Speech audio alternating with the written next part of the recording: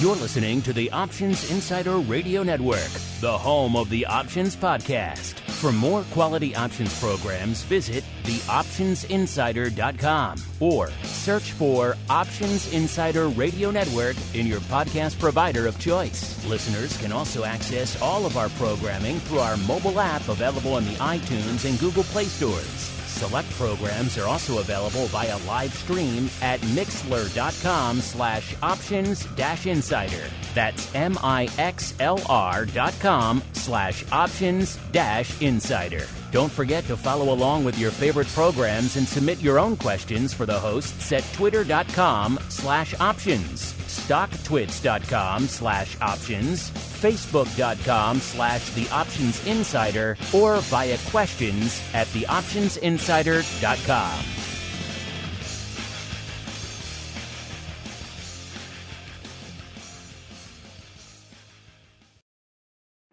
Bitcoin, Ether, Ripple, Litecoin, and more. Cryptocurrencies and other digital assets are taking the financial world by storm. This exploding market provides everything a savvy trader needs: volatility, volume, and liquidity. Provided you know how to find it. That's where we come in. Welcome to the Crypto Rundown. Each week, we'll break down the latest trading activity, trends, and developments on everything from coins to tokens, futures, and even OTC options. If it's moving the crypto markets, then you'll find it on the Crypto Rundown. This program is brought to you by Genesis Volatility, also known as GVol, home of institutional-grade crypto options analytics. Whether you're trading CeFi options or DeFi options, cryptocurrencies move. Use GVol Analytics to analyze implied volatility, model realized volatility, structure positions, and unlock alpha. For more information, visit gvol.io. That's GVOL.io. Now it's time to dive into the exploding world of cryptocurrencies and digital assets. It's time for the Crypto Rundown.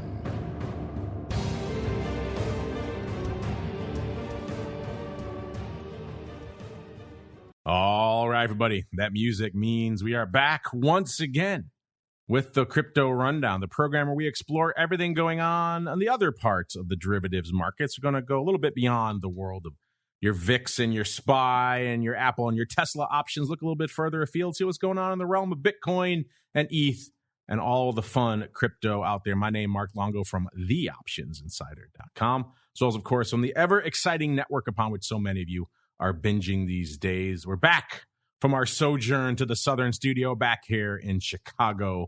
A little bit worse weather here in Chicago than we were down south, but happy to be back talking to all you folks here on the Crypto Rundown. Again, remember, of course, all these analytics on today's show coming at you courtesy of our friends over there at Genesis Volatility. GVol.io is the place to go to kick the tires and light the fires on all the analytics we're going to talk about today. And of course, if you want to join us live, you want to check out the exclusive content, including our deep dive into all things SPX. You asked for it, you're getting it tomorrow on the Pro Q&A, as well as, of course, Options Oddities, everything else we do on the Pro side. And check out theoptionsinsider.com/pro is the place to go to learn more. And let's see who's joining us on the program today. It is time to roll out the Crypto Hot Seat.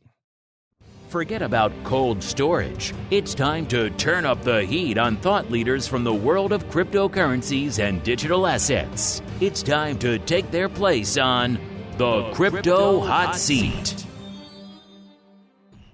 All right, buddy. Welcome to the Crypto Hot Seat, the portion of the program where we roll out the hot seat and welcome on guests from throughout the world of crypto, derivatives, and indeed beyond, and proceed to pick their brains for the benefit of you, the listener. And next up in the hot seat is a newcomer to the program and indeed to the network. He is William Szamosszegi. He is the CEO and founder of Sazmining. William, welcome to the Crypto Rundown program. Thank you for having me. I'm excited to be here. Well, William, as we are wont to do with all of our first-timers here on the network, why don't you go ahead and give our audience a bit of an overview of your background in the crypto space, as well as what it is you folks do at Sazmining. Yeah, definitely. Well, first off, thanks for having me on the show. Also, I'm not sure if someone told you this before, but you've got the perfect voice for exactly what you guys are doing here at the Crypto Voice for Rundown. radio, as they like to say. Yes. Yeah. Well, thank you. I appreciate that. Yeah. Oh yeah, of course. It had to be said. But yeah, my name's William Szamosszegi. I founded Sazmining just over 4 years ago. And recently we launched a platform that allows anyone to begin mining Bitcoin with renewable energy. Over the past 4 years, one of the things that really stood out is that it was just so hard for anyone to begin mining Bitcoin. I mean, you can go right now onto any exchange and buy Bitcoin, buy any other type of digital asset, but getting into mining was just something that was so difficult. So the goal was, how can we make mining as easy as your Netflix subscription? Just in a couple clicks, allow you to own your own miner, not like cloud hosting, but really just owning the miner and owning the rewards and having them directly deposited into your wallet.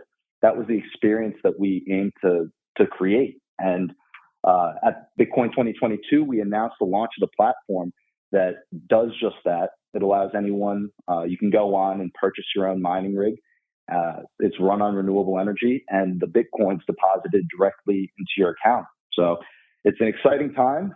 As you can imagine, a very busy time, and lots been happening in the crypto world. But very excited to be able to come on and talk through it with you here today. Obviously, crypto mining, a hot area of the space, controversial as well, as Mr. Musk found out. We've had a few miners on over the years, but it's been a while since we've really jumped back into that conversation. So let's start there, William. What is it that lured you into the dark side of Bitcoin mining, sir? Yeah, well, I think that a great place to start is really looking at proof of work. I think that a lot of times you'll see people having this discussion without really diving into what that energy is being used for and why it's so valuable. A lot of people don't know this, but a lot of the greatest inventors in human history tried creating a form of money that was backed by real world energy. And these included inventors like Thomas Edison, Henry Ford, but unfortunately they failed. And they didn't have the technology at that time to tie energy to money. And so that's really what proof of work does and what Bitcoin does with the mining network. You have a decentralized currency that is backed by real world energy. And so that's normally where I start the conversation with mining and why the energy consumption is so important. After that, there are a lot of other pieces to the discussion, but I'm happy to pause there and, dive into whatever rabbit holes within that, within the whole discussion you want to dive into. Well, there are many rabbit holes when it comes to mining. We've heard for years that Bitcoin mining is extremely complex. It is extremely expensive to get into in terms of the acquisition of all the different technology. We're hearing horror stories of trucks full of NVIDIA graphics cards being held up because these graphics cards are in such high demand. Then, of course, there's the other component of that. You have to live in an area where power is somewhat reasonable. If you live in, let's say, downtown Chicago, for example, a little bit more expensive to do your mining than, let's say, rural Kentucky or far eastern Seattle, a lot of areas where I know where there's been mining has sprung up a lot of late. So it sounds like, William, your endeavors over there at Sazmining are trying to get rid of all that. People come in to your platform, make some minimum investment, and from there, they're up and running and generating the yields of mining. Is that pretty much boiled down to its essence there, sir? Oh, yeah, definitely. And great question there. You touched on a lot of pieces. The first piece is the energy, right? If you're paying, 20 cents per kilowatt hour in some areas of the world, you're paying a lot more to mine a Bitcoin than someone who's paying 3 cents or 5 cents. And so that's where the everyday person has a very difficult time actually beginning mining, because if you wanted to get started mining, it's very difficult for you to negotiate cheap power if you're not buying a lot of power. And so that's where, and that's what we've done with the platform, is we allow people who only have, let's say, enough money to purchase one rig to go in and become part of a larger order, so you can get cheap electricity and start mining very profitably. A lot of the times, we've seen it this past year. You see a lot of these public mining companies making a tremendous amount of money. I believe now there are just over 24 publicly traded miners, whereas a couple of years ago, there were almost none. And it's because you can make a lot of money through mining if you're able to get cheap electricity. The second piece that I'd like about your question is that you talked about the actual hardware, right? So you talked about NVIDIA graphics cards. Our focus right now is allowing you to mine with Bitcoin miners. And the big key with Bitcoin miners is you have to be able to acquisition and buy the miners, but you also want to be able to buy them at the lowest price possible. And if you're just out there with only $10,000 or $50,000 before Sazmining's platform, there's no way where you could get a cheap miner like the big guys. But what we've done through the platform by aggregating the demand for miners is allow you to purchase a single miner, up to 5 miners max on our platform, and be included in these bulk orders that allow you to get discounted mining rigs. So we've solved those two big problems in the marketplace. With the launch, you can get access to cheap power and you can get access to low-cost miners, and we run them on renewable energy for you. So, your question there really touched on every single piece of that. And so you mentioned that startup investment. What's it going to cost me to come in and Sazmining? Let's say I'm listening and I'm an active retail options trader. I'm dabbling in crypto. I have a decent size account, maybe 50 or 100 grand that I'm playing with. What's my initial outlay to get up and running at Sazmining for one mining rig?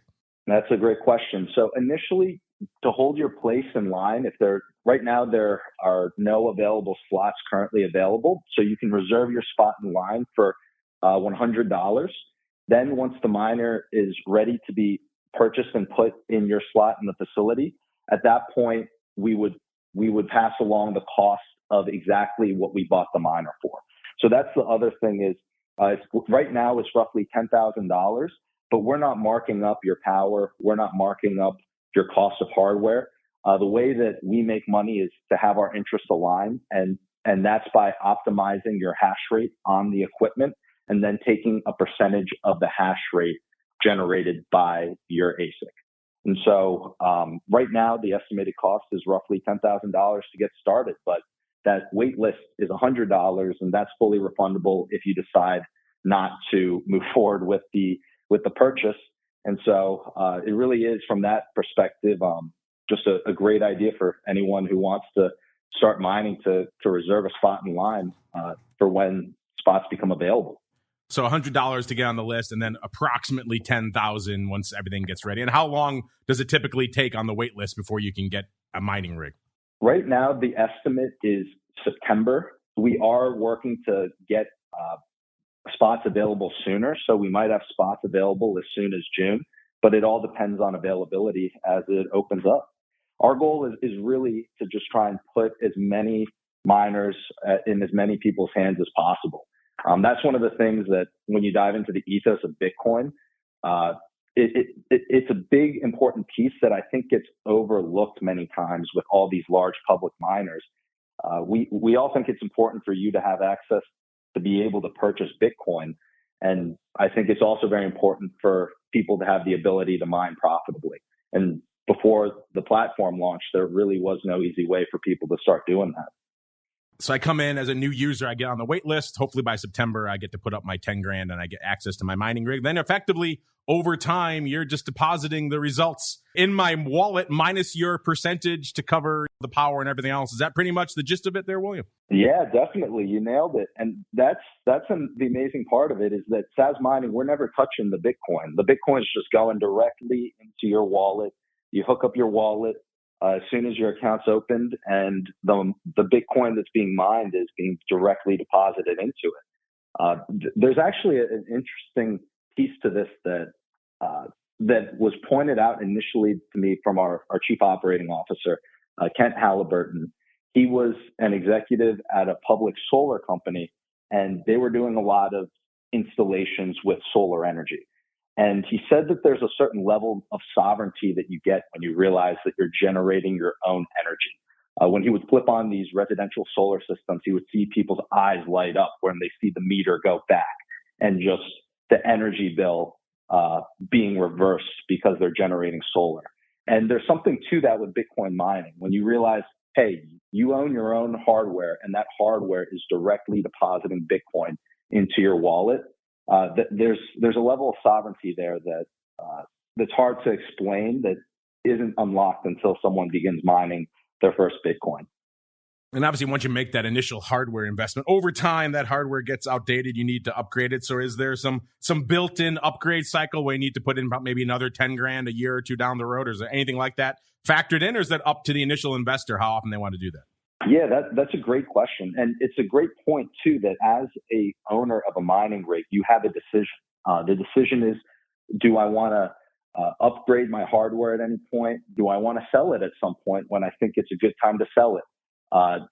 How do I want to approach the Bitcoin that you mine? So you have all these different decisions where you're almost acting like a business owner or an entrepreneur. Clearly, as an investor, you now own a hard asset in a Bitcoin miner, and you own the Bitcoin that's generated, and you can make the decision when you would like to sell that miner or when you would like to sell that Bitcoin. But yes, that is definitely a decision that can be made when new generations of hardware come out, and you're a user. You can definitely go in and get on the wait list and purchase another next gen mining rig when it comes out. Well, I mentioned the cost of power being a big driver of mining, which is why so much of it is located in rural and developing parts of the world. The other side of that, of course, the pushback we've seen recently. In fact, Greenpeace and others working to change the core code of Bitcoin to try to make it a little bit more environmentally sustainable. So the other side of that is trying to use clean and renewable power. You said you guys are doing that as well, William. So that's quite the challenge to be able to find cheap power so people can make money mining, and then also making it renewable and sustainable, which is obviously going to increase your costs down the road. So where have you found this magical source of power, William? Yeah, this is one of the fascinating things about power is that when you look at the cost curves of renewable sources of energy, the cost curves are continuously going down. And if you're going and putting up a new solar installation, for example, it's actually cheaper than non-renewable energy sources. Some of the advisors that we brought on at Sazmining, outside of Ken, we brought on executives who are titans of the solar industry, who I've dove through the models with and looked at the cost curves of where all these technologies are going. So the funny thing is that the renewable energy sources are becoming the cheapest sources of energy, especially the newer developments. And so at Sazmining, what our focus is definitely renewables, but primarily tier one renewables. So that's things like solar, hydro, wind, qualifying biomass, landfill natural gas. These are tier one renewables that not only are very, very cheap or getting cheaper, but also beneficial for that whole movement. And then the last piece that I would mention that on the changing of the code with Bitcoin, when I first heard about that, I thought that was it was funny to see that was one of the approaches that was being taken based on everything that we talked about earlier. I think that proof of work has a lot of value to society. And my personal view is that you're not going to see the protocol of Bitcoin being changed because of some of these by some of these discussions that might be being pushed forward. Well, in addition to power costs, one of the other big challenges for Bitcoin miners has been just the massive fluctuations we've seen in the price of the underlying, going back to the early days of crypto winter. It's been a very challenging thing. A lot of people that I knew who were in it got out of it for a variety of reasons, power being a big one, environmental issues being another, but also just the fluctuations in the underlying. It was difficult for them to keep up. So how challenging has that been for you, William, and the team, as we've seen massive swings in the underlying Bitcoin price over the past 4 years? I'm sure you've seen commensurate huge upswings and then fall offs in mining demand as a result as well. How have you guys worked to try to stabilize that on your platform? Yeah, well, that's another very great point. I mean, especially, I would say your listeners out of the listeners of almost any production probably understand the volatility better than the rest. But the big key that we're looking at is many people will get into the mining game without having the experience. They haven't been through cycles of a bull and a bear market.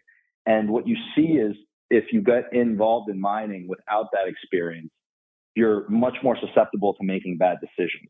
And so what we focused on is trying to remove that hurdle from someone who wants to get involved in mining by helping source good pricing on the hardware, utilizing the relationships that we've built in the industry, but also utilize the expertise that we've built on the knowledge and knowledge on the energy side, and bringing that all to the users of our platform. Because as you mentioned, when you have an asset that has extreme volatility like Bitcoin, and also you're looking at the volatility happening in hash rate and miner pricing, it's a very difficult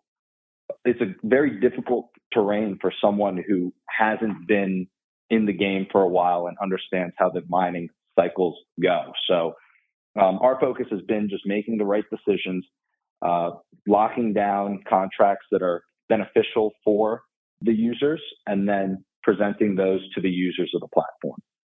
Well, speaking of our audience here, they're wondering the same thing I'm wondering. People always want more, William. They're hearing all this talk about Bitcoin mining, and they're wondering if they can mine anything else. Do you mine any altcoin, any ETH over there, or is it all Bitcoin all the time, William?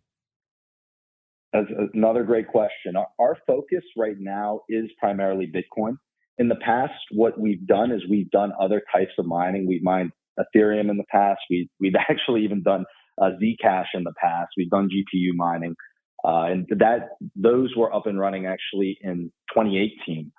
But the big key with what we're doing right now and offering through the platform is purely Bitcoin mining and ASICs. Well, William, I appreciate you taking some time here to join us and give us some insights into the world of mining. I know it's become very controversial lately, so I appreciate you giving us your perspective. But before we go, William, if folks are intrigued, they want to learn more about all things Sazmining, maybe reach out to you guys with some questions. Where should they go? What should they do? Yeah, great question. So our company, Sazmining, spelled Sazmining. You can just go to sazmining.com. We're also active on Twitter and LinkedIn. I'm also on Twitter if you want to reach out to me there. And we also have a podcast where we have discussions with other leaders in mining to get their take on what's happening. So lots of different places to connect with us. A podcast. You're getting into my neck of the woods now, William. Yeah. It's more mining focused and energy focused, but also a great way to hear from what some of these other people in Bitcoin and Bitcoin mining are seeing.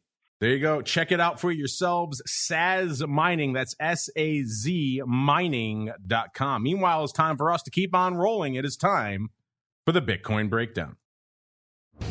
It's time to explore the latest trending activity, trends, and developments across the world's leading crypto market. It's time for the Bitcoin Breakdown.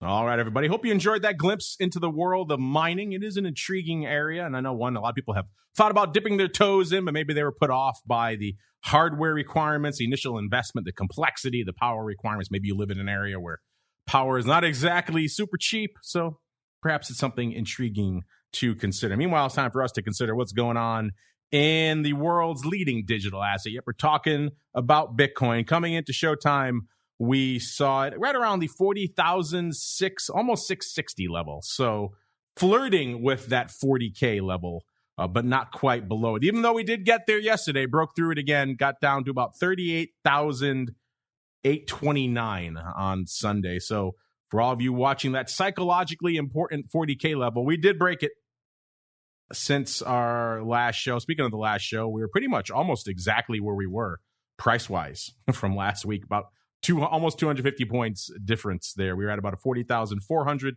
on the last show and about a 40,660 coming into the start of today's show. Also didn't have a huge range, especially when you're looking back at some recent months and recent weeks out there in Bitcoin. We got as high as almost 41,500. That was last Wednesday. And again, the low was yesterday, about 38,829 out there. A little under 3,000 points there. So not exactly a big range when it comes to all things Bitcoin out there. And you saw that reflected in the vol. Last show, we were hovering right around a 62.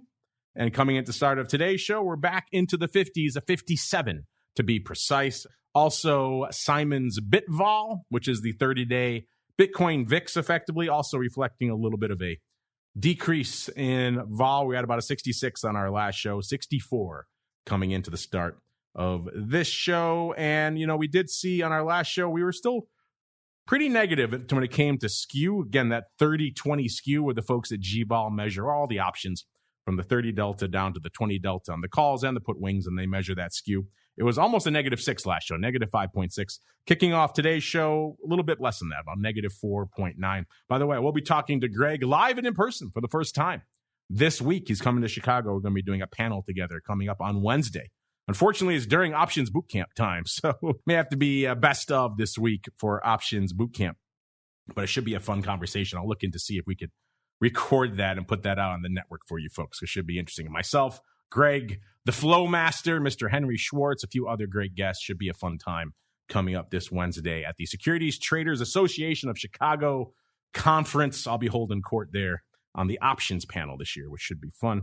Looking out here when it comes to Simon, again, going back to Simon's bit skew. Similar numbers. We saw pretty close to the same level for the 30-20 skew at Bitvol, and Simon's bit skew, exact same thing. It was a 98 last week. 98 this week. It's not a huge evolution when it comes to skew, which is interesting. You know, if you look at breaking down below the 40,000 level, that's usually a pretty psychologically important level out there. But beyond that, we didn't see a huge change when it comes to all things skew. Let's just look really quickly and see if we could see exactly how low did we go this week when it came to skew. And the lowest level was about -5.2. So it didn't really see an enormous evolution when it came to skew, even though we did break through the 40,000 level, which, again, usually that might show a little bit more interest in the puts out there. But not so much this week. I guess folks are kind of used to this dance. They've been there once or twice now. Let's look at the OI, see how things are shaping up right now on the big dog, which is Deribit. Calls, 112,000 open right now. It's up about 1,000 from this time last week. The puts at about 60,000. It's up 5,000. So puts gaining a little bit of ground this week, but still close to 2-to-1 calls over puts out there in Bitcoin land again this week. Let's look at where you folks are lining up from an expiration perspective now. June leading the dance, still 51,000 contracts open there. It's up about 1,000, so not a huge change from last week. April, though, slotting into the number 2 spot, which is kind of interesting. 41,500 contracts open in April. It's up about 1,500 from this time last week. And then bringing up the rear, a newcomer kicking September to the curve. It's May. 24,000 contracts open there. Again, that's a new addition to our list. So we'll see. That has a little bit of time ahead of it. Maybe that can work into even trumping June before all things are said and done. Even though you folks in crypto options, you do love a quarterly. So I expect June to hold on to its lead, at least for a little while longer. Looking out where you folks are lining up, where are the size positions in Bitcoin options right now? Let's find out. Number 5, it is the 40,000 strike that has 8,400 contracts open right now. That is a newcomer to our top 5 this week, followed by number 4, the 70,000 strikes. We're getting up there again. 10,000 contracts open there. That's unchanged from last week.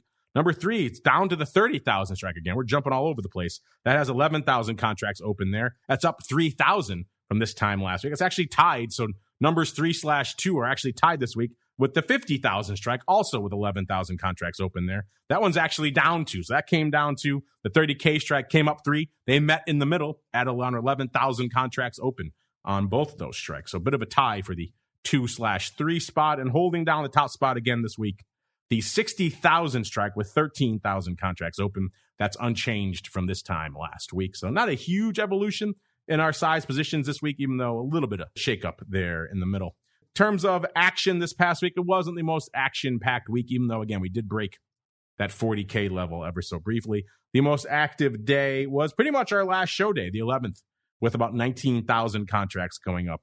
And even then, that isn't that much. We've seen easily days with 25,000 or more contracts not too long ago. The most active day we've seen this year was back on January 24th, and we saw 37,000 contracts going up that day. Also, the invasion day, February 24th, we saw 28,400 contracts going up. So nothing even close to that this week. Let's see what's going on out there in CME land right now. Let's start with the big dog, the Bitcoin options.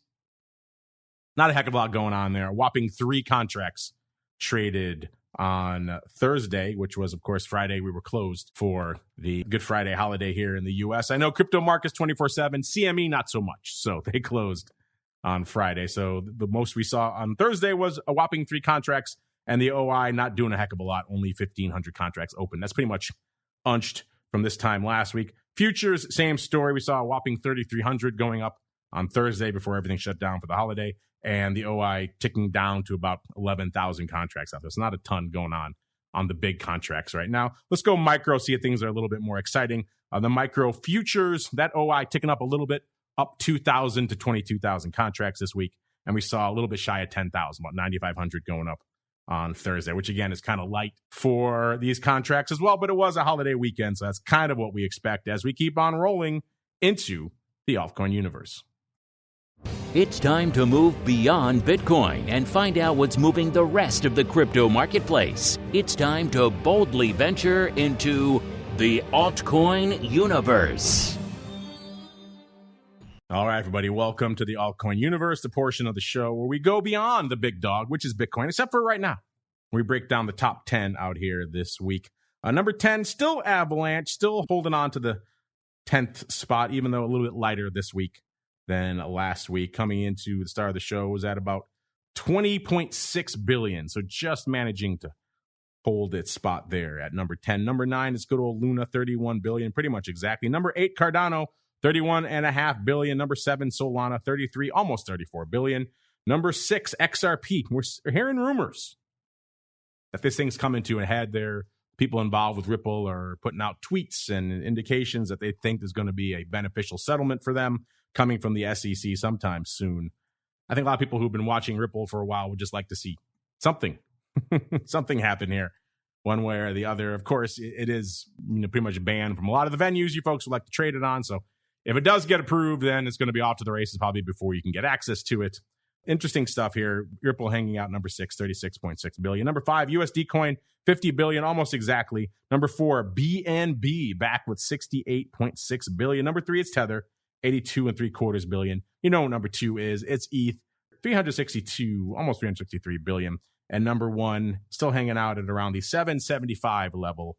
It's Bitcoin. Let's get off to the number 2, which is number 1 in a lot of your hearts, which is ETH. Unfortunately, we were talking to those miners earlier. Can't mine ETH on those rigs. All Bitcoin all the time. But ETH still hanging out at around 3,000, almost exactly at 3015 when we kicked off the show. And again, kind of similar to Bitcoin, almost exactly where we were this time last week. We were at 3020 on our last show.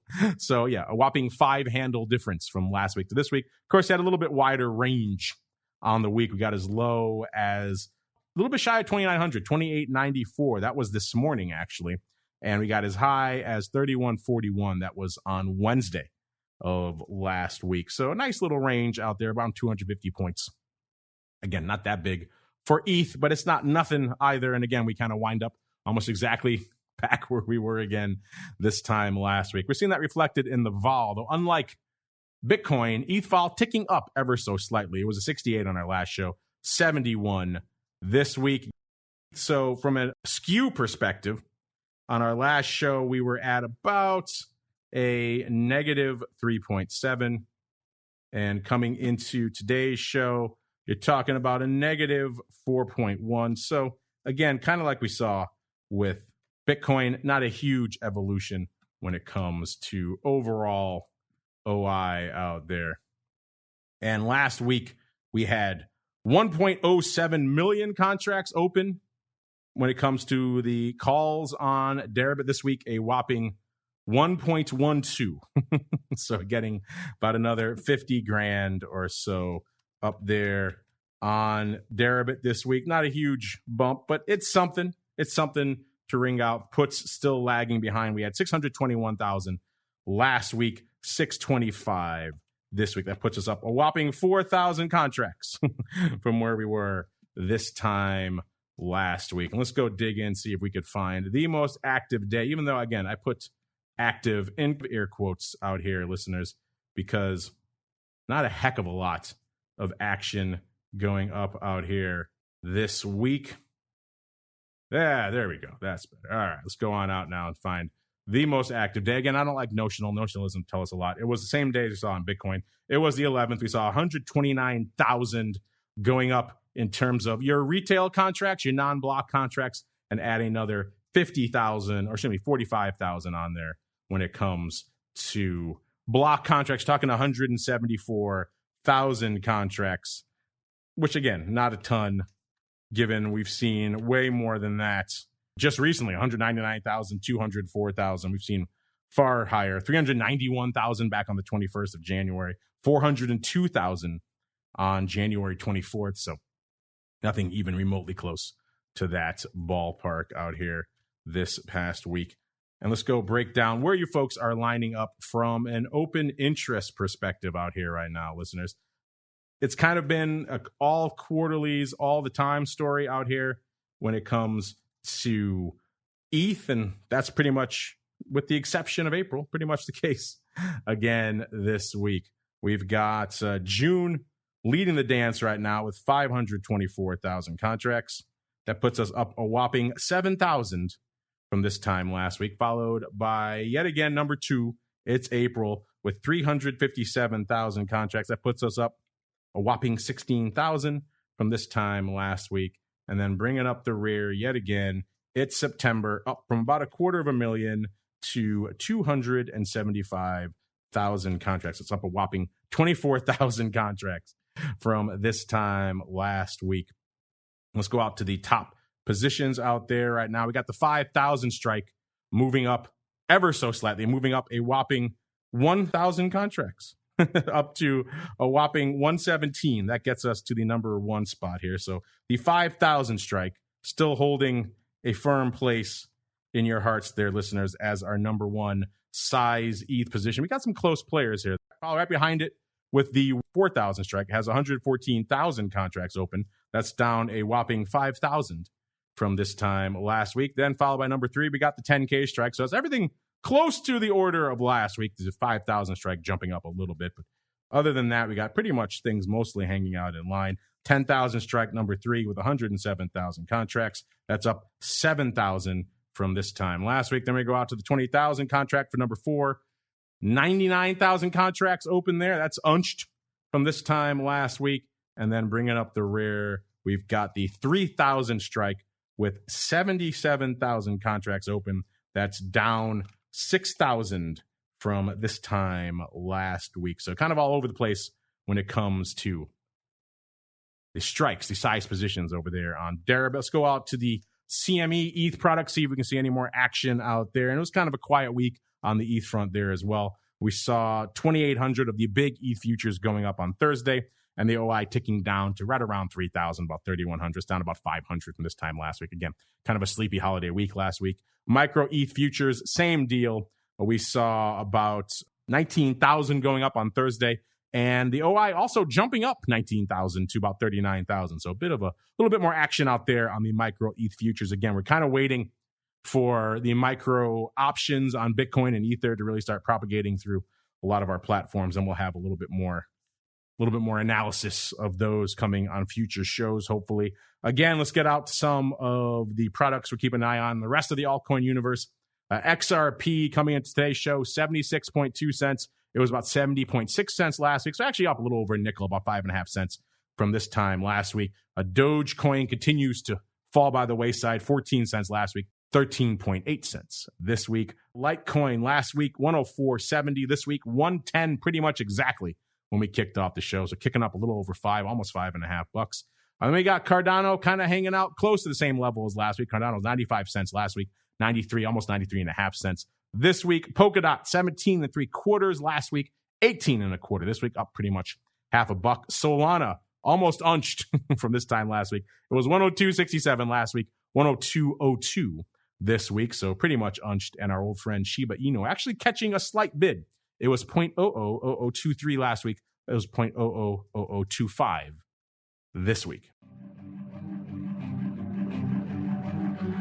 All right, everybody. That music means we've come to the end of this week's journey through the world of crypto. I want to thank our guest, William from Sazmining. Check them out if you are intrigued about all things mining. You want to put together a mining rig, but maybe you don't want all the hassles involved with it. You can learn more at Sazmining, SAZmining.com. Meanwhile, got to get on out of here. That concludes our broadcast day for today. Of course, we'll be back tomorrow. You asked for it. You're going to get it. Your SPX Deep Dive Secret Tales from the trading floor, the world of SPX. What is it? Why the heck would you want to use it? SPX versus SPY, all this good stuff, secret tales, and a whole bunch more. That's for our pro members, theoptionsinsider.com/pro. That's coming up tomorrow. Wednesday, like I said, I will be lured to the dark side of crypto again, as well as overall options, doing that panel here in Chicago. So we'll see what we do on the boot camp front, but you will get an OPR live to tape on Wednesday. Thursday, of course, back with episode 2 of the Option Block and This Week in Futures Options, a program where if you're not checking it out and you're listening to this show, you probably should. We do talk the crypto there quite often.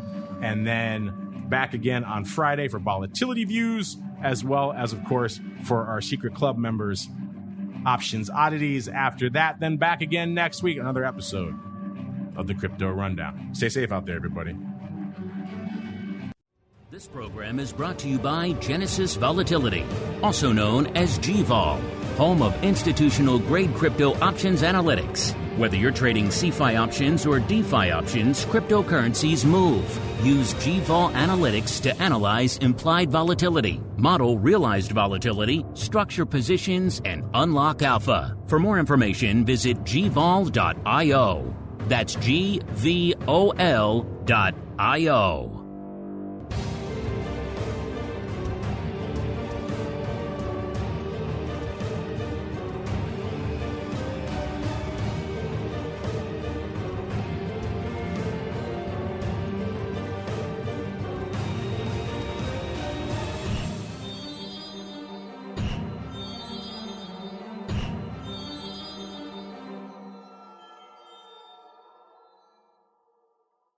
You're listening to the Options Insider Radio Network, the home of the Options Podcast. For more quality options programs, visit theoptionsinsider.com or search for Options Insider Radio Network in your podcast provider of choice. Listeners can also access all of our programming through our mobile app available in the iTunes and Google Play stores. Select programs are also available via live stream at mixlr.com/options-insider. That's mixlr.com/options-insider. Don't forget to follow along with your favorite programs and submit your own questions for the hosts at twitter.com/options, stocktwits.com/options, facebook.com/theoptionsinsider, or via questions at theoptionsinsider.com.